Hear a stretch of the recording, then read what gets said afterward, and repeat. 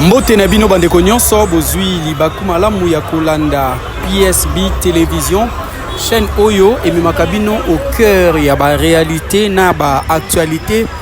nyonso na République démocratique du Congo tomemelaka bino pe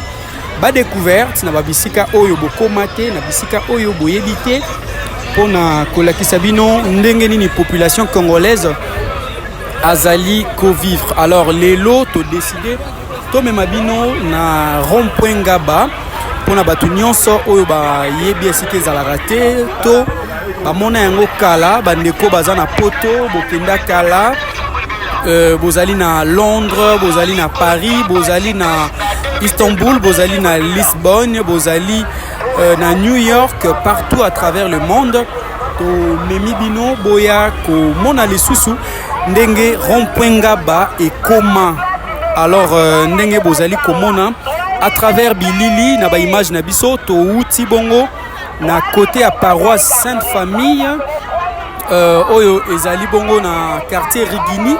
na commune ya Lemba na nzela na route université oyo ekenda intendance et puis mata na université ya Kinshasa Unikina oyo boyebi mingi na kombo ya campus. Voilà, wana tozali kokita ndenge bozali komona na bilili bozali komona certainement bo remarquer que batu bakomi ebele na Kinshasa batu bazali ebele donc ndenge bozomona batu ebele awa na rond-point Ngaba boyeba que batu bazali pe ebele au même moment bazali sous ebele na rond-point Victoire boyeba que bazali sous ebele au même moment na Cité Verte boyeba que bazali sous ebele au même moment na rond-point Victoire, pourquoi pas na Kitambo magasin, sans oublier na Tchangu Chine populaire boyebi district oyo et regorjaka population akasi. Donc au même moment ceux qui tokei na Tchangu pe boromona ka que na quartier batu bazali ebele na Bitabe batu bazali ebele na Pascal batu bazali ebele na Kingasani batu bazali ebele. C'est pour conclure que Kinshasa population est commis vraiment ebele ndenge bozo remarqué awa. Alors nzela o bozo mona tobenga kayango route université nzela o euta banda na première rue Limete et ya eleki quartier Yolo eleki rond-point Ngaba eleki commune ya Makala ti ya awa il est quand même Kapela eleki Yolo ezo nde ya ti awa na rond-point Ngaba et l'équipe ekenda ti na intendance ekenda pe kosuka na université ya Kinshasa yango na boyokaka ke babenga yango avenue université. Alors bozomona ba maman bazoteka bandeko bazoteka détrompez-vous eza wenzete ezali nde nzela bazali kobongisa bazali ko asphalter yango parce que ebebaki makasi ekomaki délabré et bukanaki na ndenge ya kosakana te ezalaki penza difficile pour na ba étudiant ba bongo na komata na université ya Kinshasa ndenge bozali komona bazali kobongisa ngo mais ba maman na ba papa na bandeko ba profiter pour basala un marché pirate ndenge to bengaka un marché de circonstances donc bazali koteka na kati ya nzela malgré que ba engin ezali ko rouler à tout moment pour que ebongisa nzela mais ba lobby que bazana choité il faut ba lukama quelque chose pour na bana surtout na période où il y a rentrée scolaire le lot ozali lundi le 1er septembre jour oyo ezala qui prévu na calendrier scolaire que rentrée salama yango bozo remarquer donc ba maman bazoteka ba uniforme bazoteka ba cahier bazoteka ba catch ba basket donc bazoteka biloko ya ndenge na ndenge pona ko répondre na ba besoin ya bana yango na bomoni engin moko eleki wana yango bozomona. Alors malgré que ba engin ezo tourner en plein régime ne baloba en français donc ezo tourner à tout moment. On a un nyonso mituka minene ya ba ben ezo mata ezo kita. Malgré ça ba maman bazoteka kaka parce que balobi ke baza na choité bandekopé bazotambola bazosomba ba étudiant baza obligé ya kokita na rond-point Ngaba pona bisika nyonso o bakouta.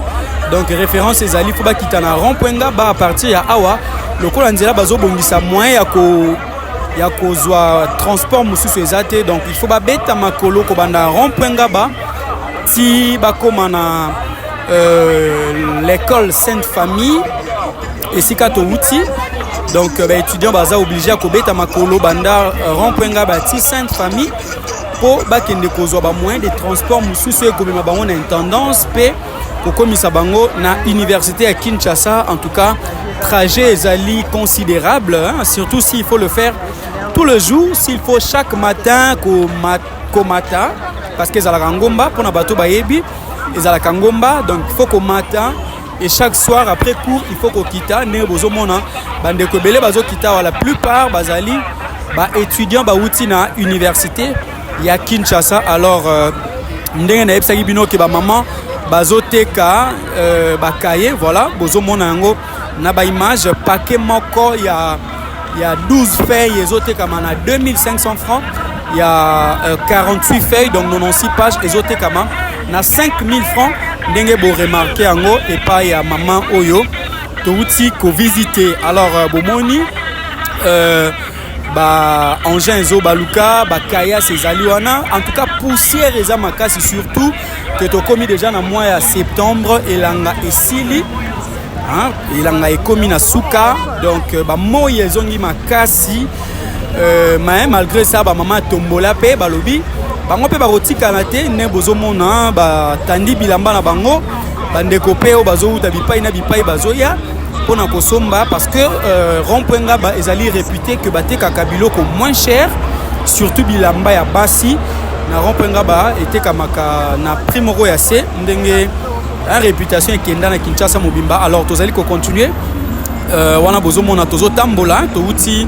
côté à Sainte Famille tozokita malembe pona kokoma na rond-point Ngaba tozali bongo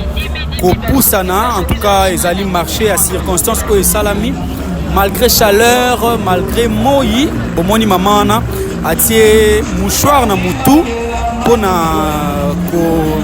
atténuer un tout petit peu de température. Ndeko pe bomoni atelemia wa ya azali côté ka ba lunettes pona ko protéger bandeko na moyi. En tout cas moyi ezali makasi bandeko bazosomba nyonso bakoki hein bazosomba ba lunettes pona ko se protéger na moyi bazali kosomba ba sac pona bana. En tout cas na minute osoko na rond-point Ngaba eloko nyonso ko luka okozwa yango voilà nde na yebisa bino ke ba engin zo tourner yango bomoni na lingala tobenga nyonso ba dank hein nyonso tobenga yango ba dank mais chaque engin ezali na kombo nango. Malheureusement naza spécialiste te pona yeba to pona yebisa bino mais au moins ne bomoni boyebi bo comprendre que ezali ba engin oyo ezali kosala musala ya kotonga nzela oyo route université pona ko faciliter transport ya bandeko nyonso surtout bao bakendaka université. Ba maman ma papé bazawana malgré poussière malgré nyonso malgré saleté au bozo constaté hein, il y a des bouteilles partout ba immondices ezali partout mais malgré ça ba maman ma papé bazali ko se débrouiller côté opé tozomona bandeko ya moto voilà ba wewa ba motocycliste na Kinshasa tobenga bango ba wewa bazali pe ko négocier ba prix na ba client na bango côté bomoni ba mituka pe ezali ko charger ndeto bangala ko bombe ezokende bisika ebele ezokende njili ezokende kingasani mais saleté ndezali en tout cas wana tokoyi ko bomba yango te bozomona fulu wana bomoni et sali moi mikolo place wana ba monique komi moi ebele au lieu que ba longola yango bon ba décider que ba tumba yango voilà ba tumbi yango sur place mais salité etikali quand même. Alors ndenge to ebisa rabino les solo ya embouteillage na Kinshasa oui ezali partout mais na niveau ya rond-point Ngaba en tout cas il faut qu'on lukela yango kombo mususu parce que embouteillage ezali en tout cas na koloba au carré parce que mituka minene o bozali komona oyo ba remorque hein, généralement et où dans la province ya Congo central et yaka ko approvisionner awa na Kinshasa et yaka na biloko ebele surtout biloko roulia et yaka net o bozali komona ezali camion frigorifique et memaka ba vivre frais et memaka ba Thomson ba Mbisi en particulier et memaka ba cuisse de poulet en tout cas ba misulignon so otolia ka wana Kinshasa na vivre frais et yaka à travers ba mituka oyo aminene o bomoni pembeni awa et à part yango ezali pe na ba produit misusu oyo eutaka na importation na niveau ya Boma na Congo central oyo yaka awa oyo eutaka libanda yaka awa sans oublier pe ba biloko misusu auto produisera biso moko awa na Congo neti fufu neti masangu et utaka pe na province ya Congo central nde eyaka awa. Alors mituka o ba pekisaki etambolaka na moi po epesa ekozaka ba embouteillage mais malheureusement choix ezate il faut kaka etambola po et approvisionner Kinshasa ba kwanga ba fufu nyonso o toliaka pratiquement eutaka na Congo central à travers mituka oyo. À part yango tozali pe na ba ciment oyo eutaka na Congo central parce que la plupart ya ba cimenterie oyo et sungara biso na Kinshasa et utaka na province ya Congo central. Alors au bozomo na ezali station d'essence o ezalaka na rond-point Ngaba pembeni nango ba moto epai bato epai bomoni ba portière bazoleka bato pusu en tout cas mouvement ezali makasi côté soki osali erreur otamboli na téléphone na yo sans que omi batela bakoyiba yo parce que rond-point Ngaba ezali pe na réputation ya kozala point chaud esika o bayibaka bato ba téléphone na ndenge kosakana te ezala trousse ya ba maman bayibaka na ndenge kosakana te. Alors awa nzelo bozomona na gauche yango wana ezali prolongement ya avenue université yango wana nde à partir ya awa okoki kokende Ngaba okoki kokende Makala okoki kokende Victoire pe okoki kokende première rue Limité. Alors na droite ezali nzela oyo ememi biso na commune ya Lemba à partir à okoki kokende na terminus okoki kokende Lemba super okoki kokende na échangeur pourquoi pas okoki kokende na Changu ou bien pe okoki kokende Limité à travers boulevard Lumumba o bozomona ba engin ya 3 pneus oyo awa babenga ngokaka ba 3 pneus ezali ba moto oui ezali ba moto ya 3 roues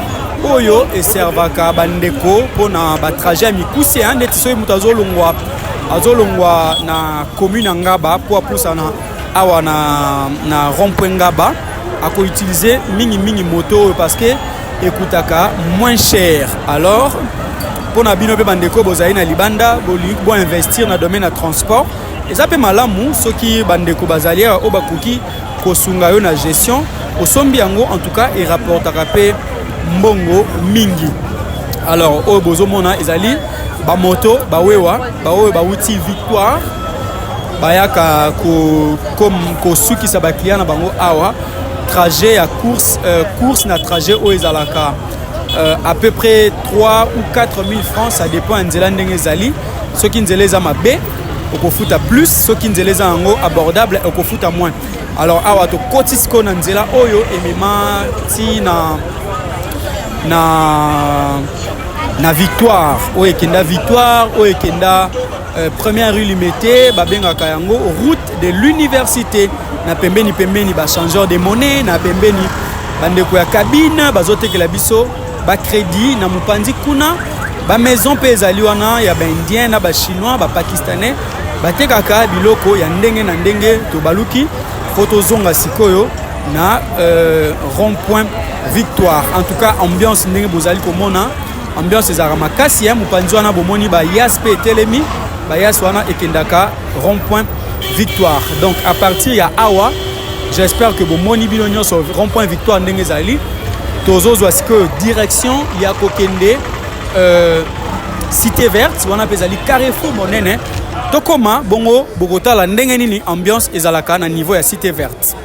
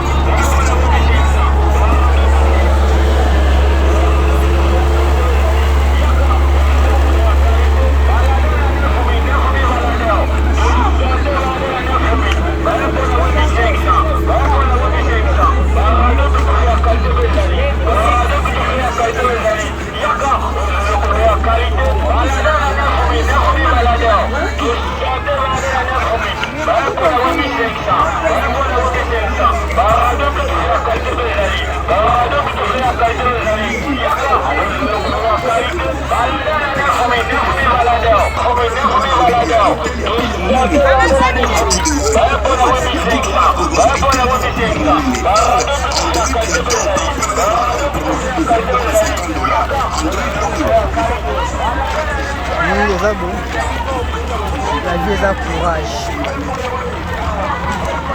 Le scénario a été capté.